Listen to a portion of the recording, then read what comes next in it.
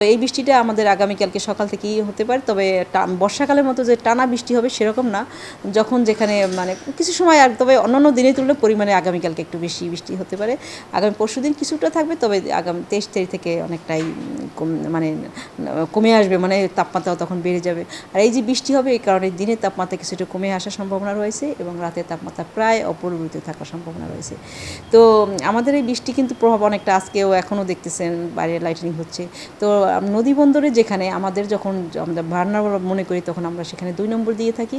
2 নম্বর দিলে ওদের যে নিয়ম অনুযায়ী ওরা সেই সিদ্ধান্ত নেয়। শুধু আজকে জানাচ্ছি তা না, আরও আগে জানানো হয়েছে যে 21 তারিখে বৃষ্টি হওয়ার সম্ভাবনা রয়েছে। সেই অনুযায়ী যদি আমরা সেভাবে সিদ্ধান্ত নেই, বর্ষাকালেও তো আমরা ঈদ করেছি, তো আমরা সেভাবে আমরা ভালোর দিকে যদি আমরা যাই তাহলে আমরা ঈদকে, বর্ষাকে স্বাগত জানিয়ে আমরা ঈদটা পালন করব। নতুন বাংলাদেশ গড়তে এলো জুলফিকার স্টিল। জুলফিকার স্টিল, ইস্পাত দৃঢ় অঙ্গীকার। কিছু কিছু জায়গায় এবং খুলনা, বরিশাল এবং চট্টগ্রাম বিভাগের 2-1 জায়গায় বৃষ্টি, বজ্রসহ বৃষ্টি, সেই সাথে লাইটনিং ফ্ল্যাশের সম্ভাবনা রয়েছে। তো সেই সাথে এখানে এই যে বৃষ্টি থাকে তার সঙ্গে বাতাস থাকে, তার সঙ্গে কোথাও কোথাও শিলে বৃষ্টি হওয়ার সম্ভাবনা রয়েছে।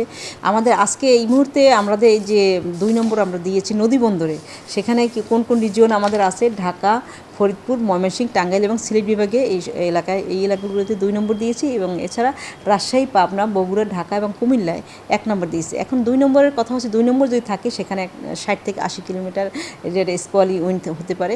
তো এটা একটা এই 2 নম্বর থাকলে ওদের নিয়ম অনুযায়ী ওরা মনে হয় লঞ্চ হয়তো ছাড়ার পারমিশন ওদের নাই মনে হয়।